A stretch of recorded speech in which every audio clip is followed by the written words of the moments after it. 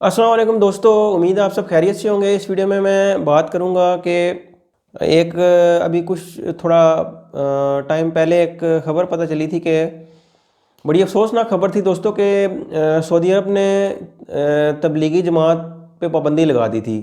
और मैंने यूट्यूब पे वीडियोस देखी थी, उसमें वो ये कह रहे थे कि तबलीगी जमात वाले जो है ना, ये दहशतगर्द लोग होते हैं, यानी दहशतगर्दी फैलाते हैं। तो बड़ी अफसोसनाक खबर थी, क्योंकि जो सऊदी सऊदी अरब का आपको पता है कि हम लोग मुसलमान हैं, तो और मुसलमान जो है वो हमारे नबी हज़रत मोहम्मद सल्लल्लाहु अलैहि वसल्लम का जो मुल्क है वो सऊदी अरब है। और सऊदी अरब में खाना काबा भी है।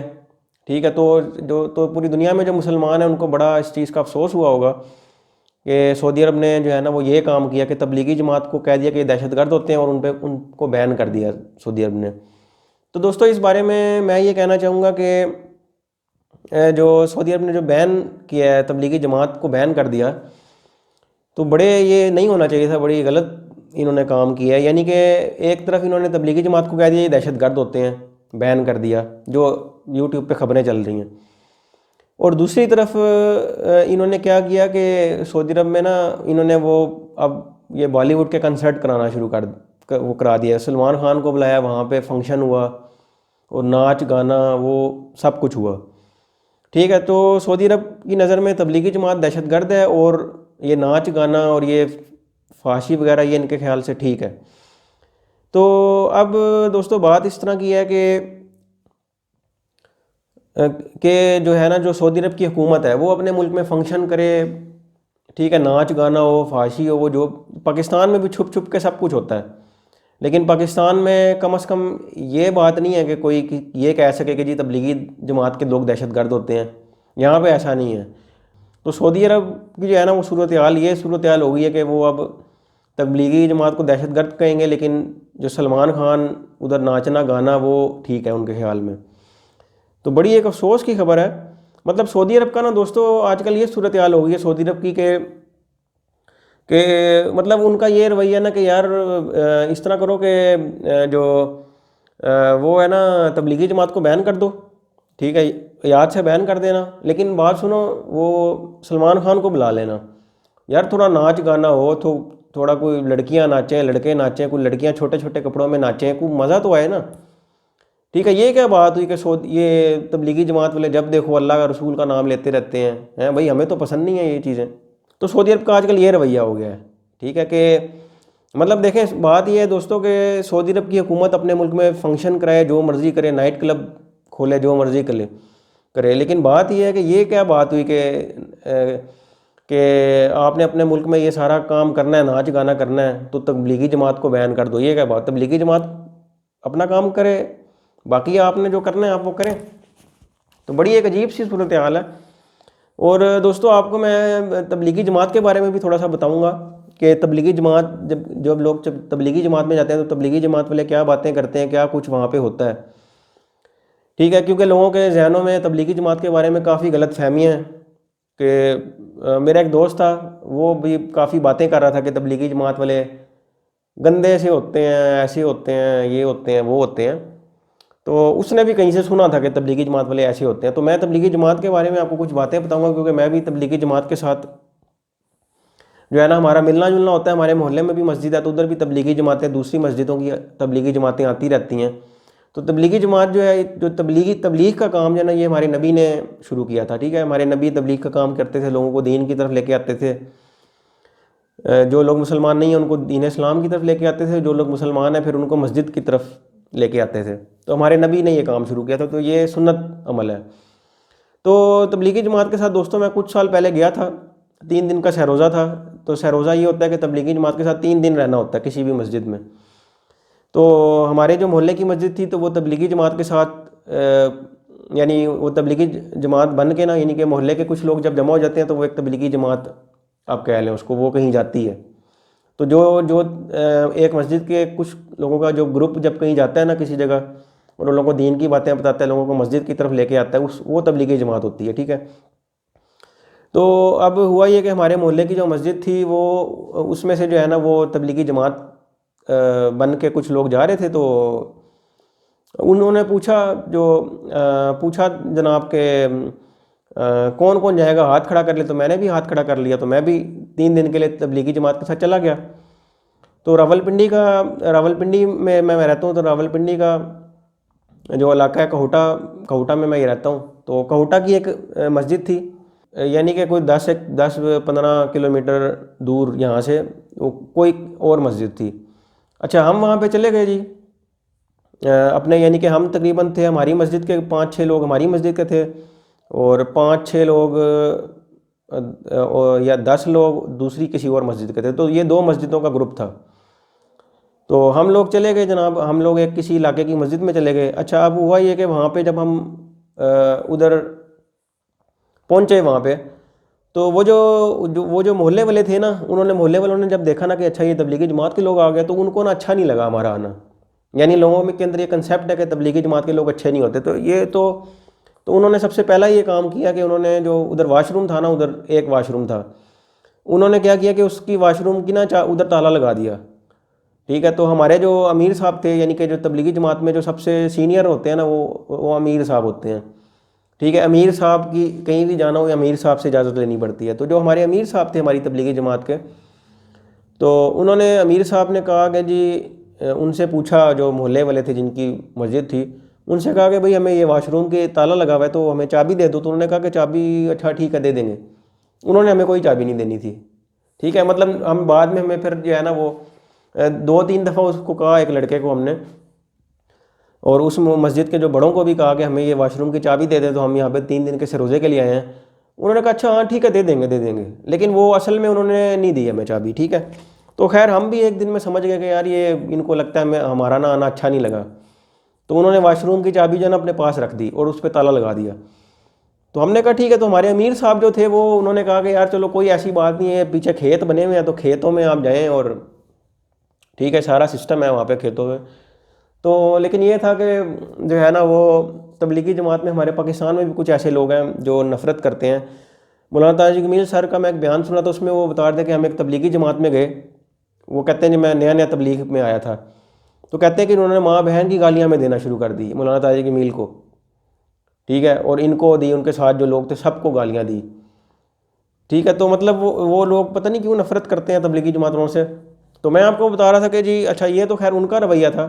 تو پھر ہمارا اس طرح ہوا کہ ایک بیان تھا, اگلے دن کی بات ہے, ہمارا ایک وہ مغرب کی نماز کے بعد نا ہمارا بیان ہوا.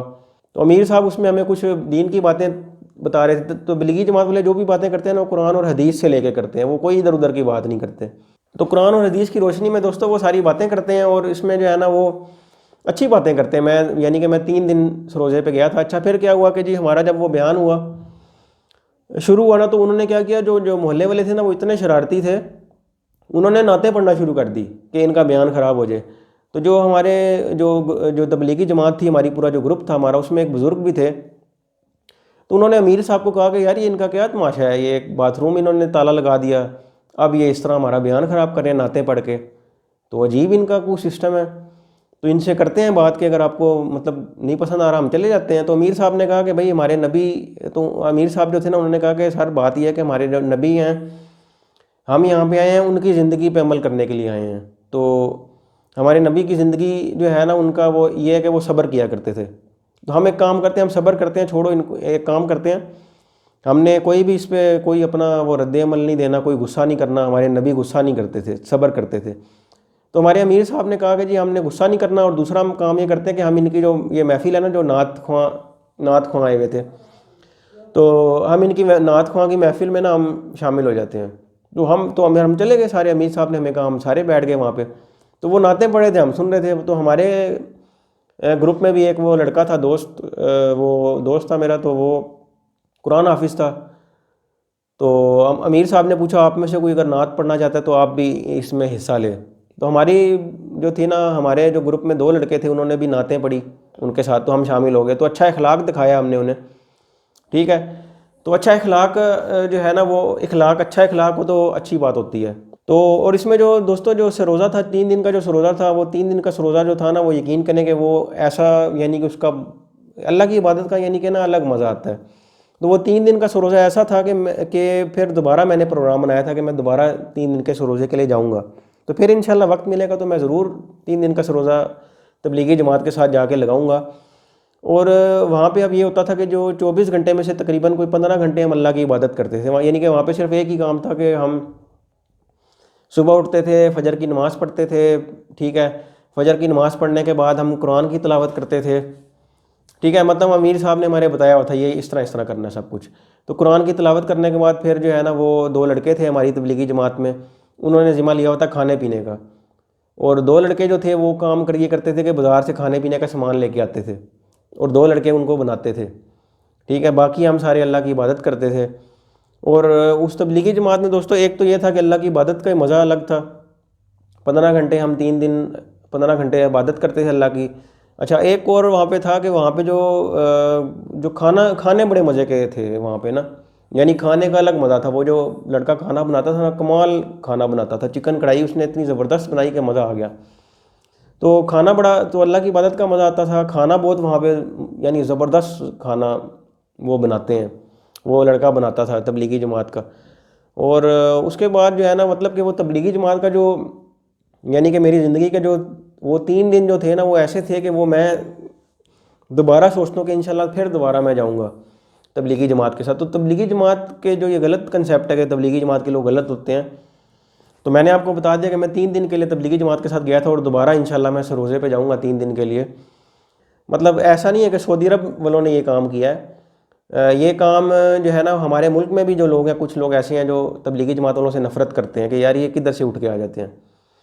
اور اس کے علاوہ ہمارے ملک میں بھی کچھ ایسے لوگ ہیں, لیکن یہ سب سے پہلے جو یہ کام شروع کیا تھا نا, یہ انڈیا نے شروع کیا تھا. انڈین میڈیا پہ میں خبر دیکھ رہا تھا پچھلے سال جب یہ کرونا آیا, تو انڈین میڈیا کہہ رہا تھا کہ یہ کرونا جہاد کر رہے ہیں مسلمان. تو سب سے پہلے جو میں نے چیز دیکھی تھی نا تبلیغی جماعت کے خلاف پروپیگنڈا انٹرنیشنل لیول پہ, وہ انڈین میڈیا نے شروع کیا تھا. اور وہ انڈین کے مسلمانوں کو کہتے تھے کہ یہ جو تبلیغی جماعت والے ہیں نا یہ کرونا جہاد کر رہے ہیں, یہ انڈیا کے اندر کرونا پھیلا رہے ہیں. تو انڈین پولیس نے پھر کافی وہاں پہ بیچارے مسلمانوں کو ڈنڈے مارے, بڑا برا مارا, تو بڑا انہوں نے ظلم کیا. تو تبلیغی جماعت کی جو نفرت تبلیغی جماعت کے لیے یہ ہمارے بھی کچھ لوگوں میں سے ہے, لیکن انٹرنیشنل لیول پہ یہ انڈیا نے دکھائی تھی, انڈین میڈیا نے. تو اب یہ سعودی عرب نے بھی یہ نفرت دکھا کے انڈیا کی حکومت کو بتا دیا کہ بھئی ہم تمہارے ساتھ ہیں, تم ان کے خلاف ہو, ہم دونوں بھائی ہیں. سعودی عرب نے یہ ثابت کر دیا ہے.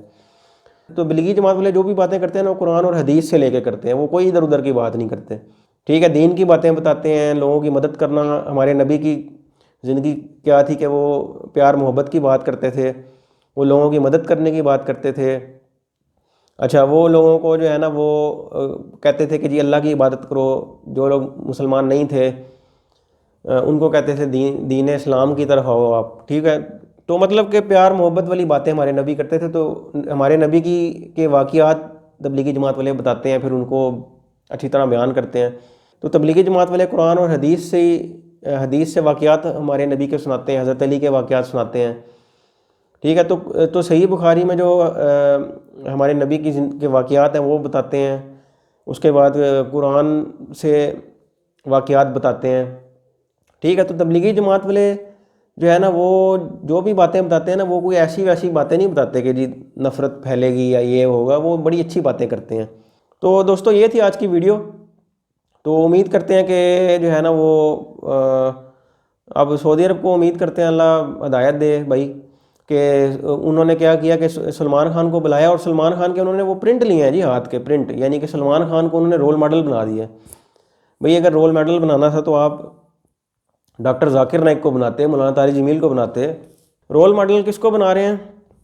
ناچنے گانے والے لوگوں کو بنا رہے ہیں, ٹھیک ہے. مطلب میں یہ نہیں کہتا کہ جی میں بڑا نیک ہوں تو سلمان خان جو ہے نا وہ نیک نہیں ہے, لیکن بات یہ ہے کہ بھئی آپ رول ماڈل بنا رہے ہیں, مجھے بھی نہ بنائیں, آپ سلمان خان کو بھی نہ بنائیں, آپ کسی مفتی کو بنائیں, کسی عالم کو بنائیں, مولانا طارق جمیل ہیں ان کو بنائیں, آپ ان کے فنگر پرنٹ آپ لے لیں, ٹھیک ہے. آپ جو ہے نا وہ فنگر پرنٹ اگر آپ نے لینے ہیں تو آپ ڈاکٹر ذاکر نائک کے لیں, کہ کسی مطلب کہ اسلامی بندے کے لیں نا.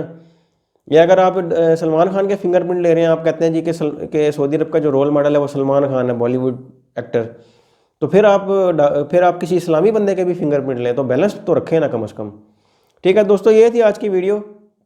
امید ہے آپ کو جو ہے نا وہ ویڈیو ٹھیک لگی ہوگی, اور اللہ حافظ.